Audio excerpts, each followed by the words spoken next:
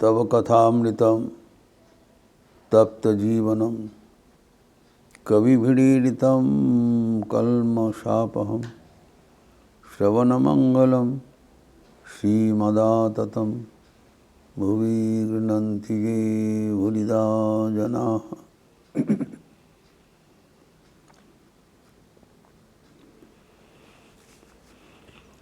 श्री रामचंद्र और शबरी का बीच कथोपकथन हम लोग चर्चा कर रहे थे।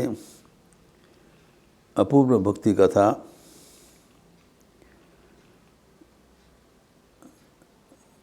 शबरी का प्रश्न के उत्तर में भक्ति का विस्तृत व्याख्यान करते हुए, नवदा भक्ति बताते हुए श्री रामचंद्र आखिर ने बता दिया उनके आगमन का क्या हेतु था, जो कि शबरी का मन में प्रश्न था। वो अयोग्य होते हुए भी भगवान को प्राप्त कर लिया, जबकि उनके पूर्वज श्रेष्ठ मुनि ऋषियों ने इतना सौभाग्य नहीं हुआ था। अध्यात्म रामायण में उल्लेखित है, जो हम लोग भी चर्चा किए थे। भगवान उसके कारण बताया, जस्मात् मद भक्ति युक्ता त्वं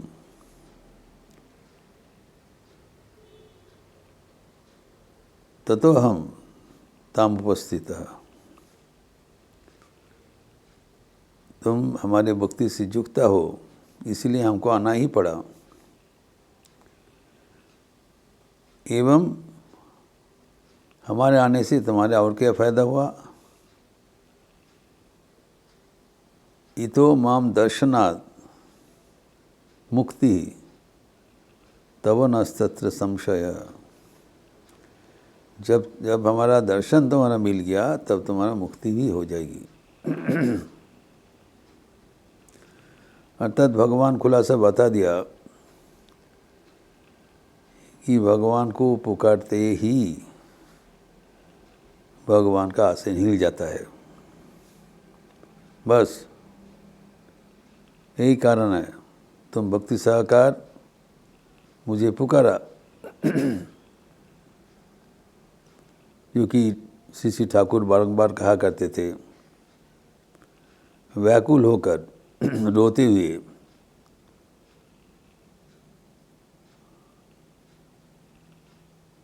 अगर भगवान को पुकारा जाए वो अवश्य सुनेंगे। He has to hear. यहाँ भी भगवान रामचंद्र ने उनको बता दिया, यही कारण था।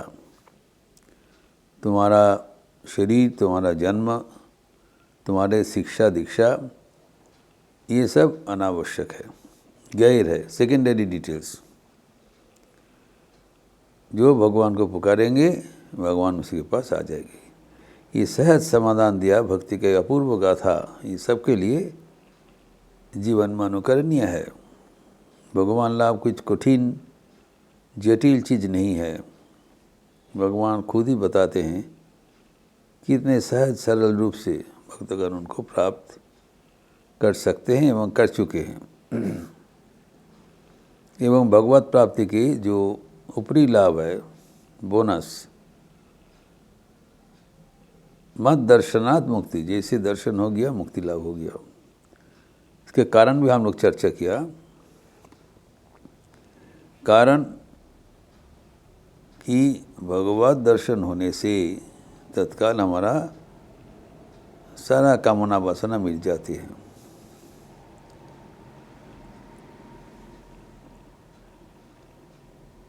जो भगवद गीता के उद्धृत करके हम लोग दिखाया, विषया विनिवर्तन्ते निराहारस्य देहिनः।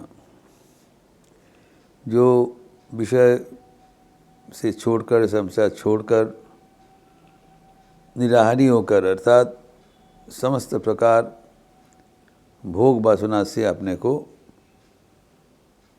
समेट कर कुछ ग्रहण नहीं करते हैं, जो तपस्या करते हैं, उनके मन में भी विषय का रस रह जाता है। लेकिन रसो वर्जम रसप्यस्य परम दृष्टो निवर्तते, जैसे भगवान का दर्शन हो गया तत्काल उनके सारे विषय रस अंतर्हित हो जाता है, इवापोरेट कर जाते हैं, शुष्क हो जाता है एवं रस से उन्मुक्त हो जाता है। अगर उनके जीवन में कामना वासना नहीं है, वासनाहीन हो गया, तो आगे के जन्म में जन्म ग्रहण करने के लिए उसका कोई बचा नहीं। A vehicle does not run without fuel. ईंधन नहीं है तो गाड़ी कैसे चलेगा? हमारे जीवन के ईंधन है कामना वासना। जब कामना वासना अवलुप्त हो गया, फिर अगले जन्म का कोई मकसद नहीं रहता है। इसी कारण बताया मत दर्शनाद मुक्ति। तो एवं इसमें तुम्हारा कोई संदेह का कोई कारण नहीं है। अभी ये कहने के उपरांत भगवान जो सबरी को कहा वो अत्यंत आश्चर्य की बात है।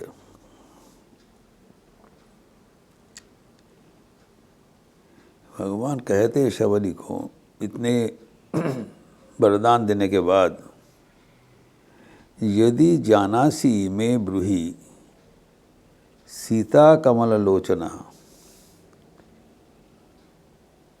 कुतस्ते कीन वनीता प्रिया में प्रियदर्शना। अभी रामचंद्र आपने को जो धानी अवस्था, असहाय अवस्था अपने भक्तों के पास निवेदन कर रहे हैं, दिस इज वेरी इंटरेस्टिंग। तो कहते हैं अगर तुम्हें पता है, यदि जाना सी, अगर तुम्हारा पास ये नॉलेज है, रोहित हमें बता दे कि जो मेरा प्रियदर्शना पत्नी है सीता कमल लोचना, भुवन में सबसे सुंदरी थी सीता। जगत में ऐसी सौंदर्य कहीं पर नहीं था, उल्लेख है। तो अगर वैसी एक हमारा जो परम सुंदरी भारजा, वो कहाँ चले गए, वो कहाँ है, एवं कौन उसको चुरा लिया? अगर तुम्हें पता है तो बताओ। तो हम जानते हैं कि रामचंद्र यहाँ पर ऐसे नहीं पधारे। वनवास काल में जब जटायु का निधन हो गया, तब रामचंद्र परवर्ती वन में जाके कवंद से मिले थे एवं कवंद को मुक्ति प्रदान किया। वो एक गंधर्व थे, लेकिन शापग्रस्त होकर एक राक्षस रूप धारण करके वहाँ विराजमान थे। उनका सिर नहीं था, पैर नहीं था, खाली शरीर ही था और 2 लंबा भुजाएं थे। भुजाएं से शिकार करके और अपने पेट में उनका मुख था, उसे खाते थे। देवराज इंद्र का शाप में ऐसी अवस्था हुआ था, क्योंकि वो परम रूपवान एक गंधर्व थे, लेकिन अपने जो रूप का मद से वो देवराज इंद्र को भी असम्मान किया था। एवं जो अष्टावक्र मुनि, उनके ऊपर कटाक्ष किया, तो मुनि ने उनको शाप दे दिया, तुम्हारी ऐसी अवस्था होगा। फिर जब हाथ पैर जोड़ के प्रार्थना किया तब बोले ठीक है, जब त्रेता युग में भगवान आएंगे रामचंद्र रूप से, दशरथ के पुत्र होकर, तब उनकी कृपा से तुम्हारा मुक्ति होगा। तो ऐसे ही हुआ। रामचंद्र जी वहाँ पर उपस्थित हुए और लक्ष्मण और राम उनको 2 भुजाएं काट दिया। तब उन्होंने बताया कि हे प्रभु, मैं तो ऐसी राक्षस रूप हूँ, बट ये मेरा हिस्ट्री है, कैसे हम ऐसी बना, कैसे हम कहाँ पर जाएंगे। तो आपका कृपा से अभी मेरा मुक्ति हो गया। अभी आप अगले वन में चले जाइए, वहाँ पर एक कुटीर में आप पधारिए, शबरी। और शबरी परम भक्तिमती है, आपके लिए इंतज़ार कर रहे हैं, और आप वहाँ पधारने से शबरी आपको बता देंगे कि सीता कहाँ है। तो शबरी का जो इतने प्रताप, शबरी तो कहाँ नहीं जाते थे, खाली अपने घर में ही गुरु का उद्देश्य अनुसार अपने घर में ही रहा करते थे और रामचंद्र जी का इंतज़ार करते हैं, उसका नाम जप करते थे। लेकिन कहाँ दूर वनांचल में जाके कमंदो वो उसको बता रहे हैं, शबरी जैसी महान व्यक्ति है, उनको पता है आपका पत्नी कहाँ है, जाने से वो बताएंगे, हम लोग कोई नहीं बोल पाएंगे। तो वो नासंभव है, क्योंकि उस जमाना में उसको लेके भाई आकाश पथ में चले गए। ही फ्लू हर अवे, जानकी जी को फ्लू हर अवे, कौन किसी को पता चलेगा, कोई तो जल स्थल में नहीं गया, आकाश मार्ग में चले गए रावण। लेकिन शबरी को सब पता था। तो ये सुनकर रामचंद्र जी बोले आप शबरी के कुटीर में पधारिए, वो आपको सब कुछ बता देंगे। इसे सुनकर शबरी के कुटीर में उपस्थित हुआ और सचमुच शबरी उसको बता भी दिया। इसलिए अंत में शबरी को निवेदन कर रहे हैं कि अगर आपको पता है, मैं सुना है तुमको पता है, अगर पता है बता दो। तो शबरी उसको रामचंद्र जी को वो भी बता दिया। एवं शबरी ने क्या बताया, हे प्रभु आप स्वयं भगवान है, आपको सब पता है, लेकिन भक्तों को बढ़ाने के लिए आप ये प्रश्न कर रहे हैं, एवं जो आपका लीला विस्तार करने के लिए आप ये सब प्रश्न करते हैं। अर्थात भगवान being having known everything, he pretends not to know many things and asks the devotees to dissolve his doubts. तो भक्तों को बढ़ोतरी देने के लिए भगवान की अवस्था है, जो कि आपको खुद पता है भगवान तो सर्वविद है। जब भगवान सर्वविद है तब शबरी जैसे एक साधारण नारी को ऐसे गंभीर प्रश्न कैसे पूछता है, how will she be able to know. ये एक महाप्रश्न है, ये चर्चा का विषय है कि भक्ति से न केवल हमें मुक्ति प्राप्त होती है, भक्ति से हमें सर्व विद्या प्राप्त हो जाता है। ये रहस्य है।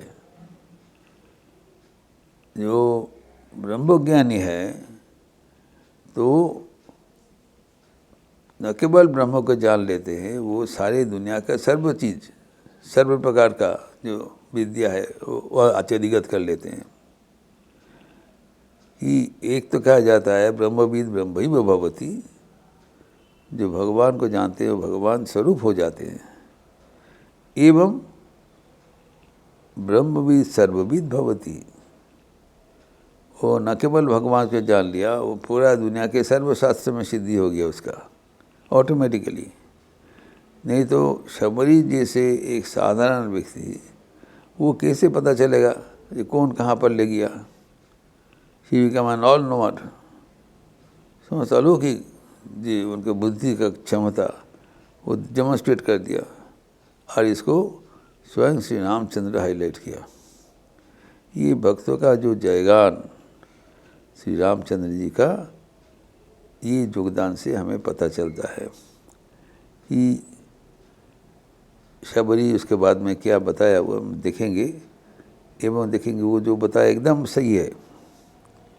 और इस शबरी का जो पता है वो उसका संधान कबंध दे दिया आगे। अर्थात शबरी का इतना महिमा, वो तो कहीं नहीं जाते थे, चारों ओर फैला हुआ था। तो भक्त का इसी जो महिमा चारों ओर अपने आप फैल जाते हैं, ये भगवत कृपा से ही होता है, ये भक्ति का ही महिमा है। इसलिए रामचंद्र का ये जो परम भक्त शबरी का जैसे विशाल उनका विभूति है, वो भगवान रामचंद्र स्वयं उसको प्रकाश करके भक्त को मर्यादा बढ़ाया। और इसके बाद शबरी वो मर्यादा को रखते हुए भगवान को सब कुछ बताया, लेकिन बताने के पहले ये भी बताया, प्रभु आपको सब पता है, लेकिन हमें बढ़ोतरी देने के लिए आपसे आप मुझे पूछ रहे हैं, मैं बता रहा हूँ। और वैसे ही हुआ, शबरी बताया वो कैसे ले गया, क्या ले गया।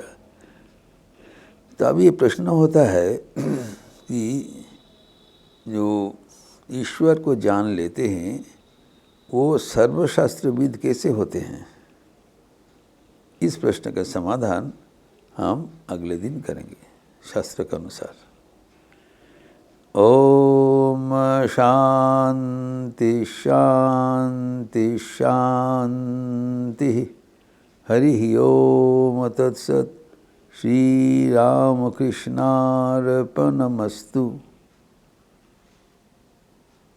अच्छा रहिए, स्वस्थ रहिए, आनंद में रहिए। नमस्कार।